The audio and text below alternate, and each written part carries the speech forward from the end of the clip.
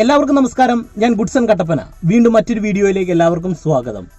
ഒരുപാട് പേരെ ചോദിച്ച ഒരു ചോദ്യമാണ്, എന്തുകൊണ്ട് ഇത്രയും കാലമായിട്ട് എനിക്ക് വാഹനം ഓടിക്കുവാൻ കഴിയുന്നില്ല? ഒരുപാട് കാലമായിട്ട് ഞാൻ അതിനുവേണ്ടി പരിശ്രമിക്കുന്നു, പക്ഷെങ്കിൽ ഇതുവരെയും എനിക്ക് വാഹനം നന്നായിട്ട് ഓടിക്കുവാനായിട്ട് കഴിയുന്നില്ല. അപ്പോൾ അതിനൊരു മറുപടിയായിട്ടാണ് ഇന്നത്തെ വീഡിയോ ചെയ്യുന്നത്. തീർച്ചയായിട്ടും നിങ്ങൾ വീഡിയോ ആദ്യം മുതൽ അവസാനം വരെ കാണുവാനായിട്ട് ശ്രമിക്കുക. വാഹനം പഠിക്കുന്നവർക്ക് തീർച്ചയായിട്ടും ഗുണകരമായിട്ടുള്ള ചില കാര്യങ്ങളാണ് ഇന്നത്തെ വീഡിയോയിൽ പറയുന്നത്. എന്തുകൊണ്ട് ഇത്രയും കാലമായിട്ട് വാഹനം ഓടിക്കുവാൻ വേണ്ടി പരിശ്രമിച്ചിട്ടും നല്ല രീതിയിൽ വാഹനം ഓടിക്കുവാൻ കഴിയുന്നില്ല? അതിന് ചില കാരണങ്ങൾ. ഒന്നാമത്, നമ്മളുടെ പ്രായം അതിന് വലിയൊരു ഘടകമാണ്. നമ്മൾ ചെറുപ്പത്തിലാണ് വാഹനം ഓടിക്കാൻ പഠിക്കുന്നതെങ്കിൽ തീർച്ചയായിട്ടും നമുക്ക് നല്ല രീതിയിൽ വാഹനം ഓടിക്കുവാനായിട്ട് സാധിക്കും. ഒരു പ്രായമൊക്കെ കഴിഞ്ഞിട്ടാണ് നമ്മൾ ആ ഒരു കാര്യത്തിന് വേണ്ടി പരിശ്രമിക്കുന്നതെങ്കിൽ നമുക്ക് വാഹനം ഓടിക്കാൻ കഴിയും, പക്ഷെങ്കിൽ അതിനുവേണ്ടി നമ്മൾ ഒരുപാട് പരിശ്രമിക്കേണ്ടി വരും. അതാണ് ഇതിലുള്ള ഒരു വ്യത്യാസം. അതിനൊരു ഉദാഹരണം ഞാൻ പറഞ്ഞുതരാം. നമ്മളൊരു വാഹനം ഓടിച്ചുകൊണ്ട് പോകുന്ന സമയത്ത് നമുക്ക് നമ്മുടെ വാഹനം പെട്ടെന്ന് ബ്രേക്ക് ചെയ്ത് നിർത്തണം. അതായത് ബ്രേക്ക് ചെയ്ത് നിർത്തണം എന്നുള്ള മെസ്സേജ് നമുക്ക് വന്നാൽ ഉടൻ തന്നെ നമ്മൾ കൃത്യമായിട്ട് നമ്മുടെ കാല് ബ്രേക്കിലും ക്ലച്ചിലും വന്ന് വാഹനം കൃത്യമായിട്ടും നിർത്തിയിരിക്കണം. അല്ലെങ്കിൽ ക്ലച്ചിലും ബ്രേക്കിലും വന്ന് വാഹനം കൃത്യമായിട്ടും നമ്മൾ നിർത്തിയിരിക്കണം. ഇത് ചെറുപ്പക്കാരായിട്ടുള്ള ഒരാളാണ് വാഹനം ഓടിക്കാൻ പഠിക്കുന്നതെങ്കിൽ തീർച്ചയായിട്ടും അതായത് അങ്ങനെ ചെയ്യണം എന്നുള്ളൊരു ചിന്ത വന്നാൽ ഉടൻ തന്നെ അവർ കൃത്യമായിട്ടും ആ ടൈമിങ്ങിൽ ചെയ്തിരിക്കും. എന്നാൽ ഒരു ഏജ്ഡായിട്ടുള്ള ഒരാളാണ് വാഹനം ഓടിക്കുന്നതെങ്കിൽ കൃത്യമായിട്ട് അവർക്ക് ആ ഒരു കാര്യം ചെയ്യണമെന്ന് വരും, പക്ഷെങ്കിൽ ആ വേഗത്തിൽ അത്രയും വേഗത്തിൽ ആ ഒരു കാര്യം ചെയ്യുവാനായിട്ട് സാധിക്കത്തില്ല. അതിന് ലേറ്റൻസി ഉണ്ടാകുവാനുള്ള സാധ്യതകൾ കൂടുതലാണ്. അപ്പോൾ ഏജ്ഡായിട്ടുള്ള ഒരാൾ ചെയ്യാനുള്ള ഒരു കാര്യം എന്ന് പറഞ്ഞാൽ നിരന്തരമായിട്ടും വീണ്ടും വാഹനം ഓടിക്കുക എന്നുള്ള ആ ഒരു പ്രക്രിയ വീണ്ടും തുടരുക എന്നുള്ളത് മാത്രമേ അതിന് ചെയ്യാൻ പറ്റുന്ന ഒരു കാര്യമുള്ളൂ. എന്നാൽ ചെറുപ്പത്തിൽ നമ്മളത് പഠിച്ചു കഴിഞ്ഞാൽ നമുക്ക് വേഗത്തിൽ പഠിച്ചെടുക്കുവാനായിട്ട് സാധിക്കും. അതുപോലെ തന്നെ ആ ഒരു പ്രവൃത്തി നമ്മൾ ചെറുപ്പത്തിൽ പഠിച്ചു തുടങ്ങി അത് വീണ്ടും നമ്മൾ കണ്ടിന്യൂ ചെയ്യുന്നത് കൊണ്ട് അതിൽ നമുക്ക് നല്ല രീതിയിൽ എക്സ്പേർട്ട് ആകുവാനും സാധിക്കും. എന്നാൽ ഒരു ഏജിൽ കഴിഞ്ഞു കഴിഞ്ഞാൽ നമുക്ക് ആ ഒരു കാര്യം നേടിയെടുക്കാൻ സാധിക്കും, പക്ഷെങ്കിൽ അതിനുവേണ്ടി നമ്മൾ ഒരുപാട് പരിശ്രമിക്കേണ്ടി വരും.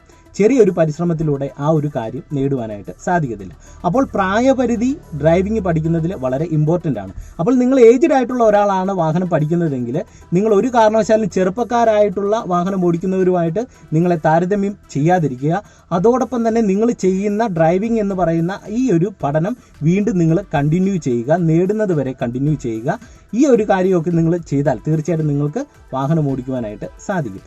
ഇനി രണ്ടാമതായിട്ട് പറയാനുള്ള മറ്റൊരു കാര്യം, ഡ്രൈവിംഗ് എന്നല്ല ഏതൊരു കാര്യവും നമ്മളുടെ ഇഷ്ടം, നമുക്ക് ആ ഒരു കാര്യം ചെയ്യണമെന്നുള്ള ഒരു താല്പര്യത്തോടെ കൂടി ചെയ്തെങ്കിൽ മാത്രമേ നമുക്ക് ആ കാര്യം നേടിയെടുക്കുവാനായിട്ട് സാധിക്കത്തുള്ളൂ. ഇപ്പോൾ ഡ്രൈവിങ്ങിൻ്റെ കാര്യത്തിൽ അത് വളരെ കൃത്യമായിട്ടുള്ളൊരു കാര്യമാണ്. വേറൊരാളുടെ നിർബന്ധപ്രകാരമാണ് നിങ്ങൾ ഡ്രൈവിംഗ് പഠിക്കുന്നതെങ്കിൽ നിങ്ങൾക്ക് ഒരിക്കലും ആ ഒരു കാര്യം നേടിയെടുക്കുവാനായിട്ട് സാധിക്കത്തില്ല. എന്നാൽ നിങ്ങൾക്ക് വണ്ടി ഓടിക്കണമെന്നുള്ള അതിയായ താല്പര്യമുണ്ട്, അങ്ങനെയാണെങ്കിൽ നിങ്ങൾ തീർച്ചയായിട്ടും ഈ ഒരു കാര്യം നേടിയെടുക്കും. കാരണം നിങ്ങൾ ഒരു ഡ്രൈവിംഗ് പഠിപ്പിക്കുന്ന ഒരു ആശാൻ്റെ അടുത്തു നിന്ന് മാത്രമല്ല നിങ്ങൾ ആ കാര്യങ്ങൾ പഠിച്ചെടുക്കുന്നത്. മറ്റൊരാൾ വാഹനം ഓടിക്കുമ്പോഴും നിങ്ങൾ പല കാര്യങ്ങൾ ശ്രദ്ധിക്കുക. എങ്ങനെയാണ് വാഹനം ഓടിക്കേണ്ടത് അതിനെക്കുറിച്ചൊക്കെ നിങ്ങൾ ശ്രദ്ധിച്ചുകൊണ്ടിരിക്കും. കാരണം നിങ്ങൾക്ക് അതിനോട് ആ ഒരു കാര്യം ചെയ്യുവാനുള്ള അതിയായിട്ടുള്ള താല്പര്യമുള്ളതുകൊണ്ട്. എന്നാൽ മറ്റൊരാളുടെ പ്രേരണ മൂലമാണെങ്കിൽ നമ്മൾ ആ ഡ്രൈവിംഗ് പഠിക്കുവാൻ വരുന്ന ഒരു സമയത്ത് മാത്രം കുറച്ച് സമയം നമ്മൾ അതിനുവേണ്ടി ചെലവഴിക്കുന്നു. പിന്നീട് നമ്മൾ അതിനുവേണ്ടി മറ്റ് എന്തൊക്കെ കാര്യങ്ങളാണ് ചെയ്യേണ്ടത് എന്നുള്ളതിനെക്കുറിച്ച് ചിന്തിക്കാതെയും പ്രവർത്തിക്കാതെയും ഇരുന്നാൽ നമുക്ക് ഒരു കാരണവശാലും ഡ്രൈവിംഗ് പഠിച്ചെടുക്കുവാനായിട്ട് സാധിക്കത്തില്ല. ഡ്രൈവിങ്ങിനോട് താല്പര്യമുണ്ടാകുക എന്നുള്ളത് വളരെ പ്രധാനപ്പെട്ട ഒരു കാര്യമാണ്. മറ്റൊരാളുടെ നിർബന്ധപ്രകാരം ആ കാര്യം ചെയ്യാതിരിക്കുക. ഈ പറഞ്ഞതുപോലെ തന്നെ മറ്റൊരു കാര്യമാണ്, നിങ്ങൾ ഡ്രൈവ് ചെയ്യുന്ന സമയത്ത് നിങ്ങൾ ഏതൊരു കാര്യം ചെയ്യുമ്പോഴാണ് കൂടുതൽ തെറ്റ് വരുത്തുന്നത് എന്നുള്ളതിനെക്കുറിച്ച് നിങ്ങൾ സ്വയമായിട്ടൊന്ന് മനസ്സിലാക്കുക. എന്നിട്ട് ആ ഒരു കാര്യത്തിന് വേണ്ടി നിങ്ങൾ കുറച്ച് സമയം കണ്ടെത്തുക, പ്രാക്ടീസ് ചെയ്യുക. ചിലർക്കുള്ള പ്രശ്നമാണ് ഗിയർ കൃത്യമായിട്ട് ഇടുവാനായിട്ട് സാധിക്കുന്നില്ല.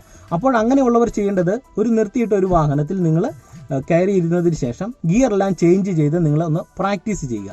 അപ്പോൾ നിങ്ങൾക്ക് ഗിയറിൻ്റെ പൊസിഷൻ നിങ്ങൾക്ക് ഏകദേശം ഒരു ഐഡിയ കിട്ടും. ചില ആൾക്കാർക്ക് സ്റ്റിയറിംഗ് കൺട്രോളാണ് പ്രശ്നം, കൃത്യമായിട്ട് ഇടത്ത് കിട്ടത്തില്ല. അപ്പോൾ നിങ്ങൾ എന്ത് ചെയ്യണം? സ്റ്റിയറിംഗ് കൺട്രോൾ പ്രാക്ടീസ് ചെയ്യുക.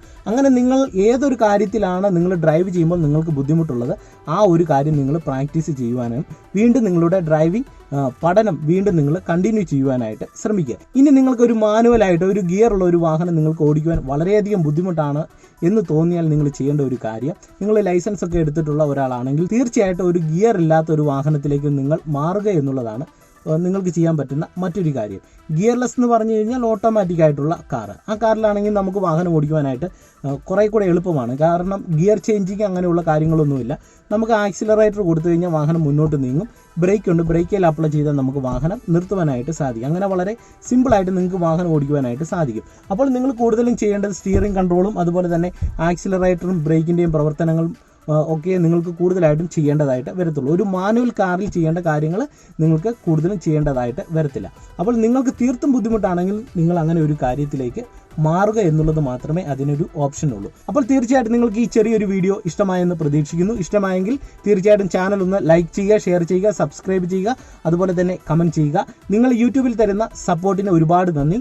ഫേസ്ബുക്കിൽ ഞാൻ സപ്പോർട്ട് പ്രതീക്ഷിക്കുന്നു. ഫേസ്ബുക്കിൻ്റെ ലിങ്ക് ഞാൻ ഡിസ്ക്രിപ്ഷൻ ബോക്സിൽ കൊടുത്തേക്കാം. അപ്പോൾ നമുക്ക് മറ്റൊരു വീഡിയോയിൽ കാണാം. എല്ലാവർക്കും നല്ലൊരു ദിവസം ആശംസിക്കുന്നു. നന്ദി, നമസ്കാരം.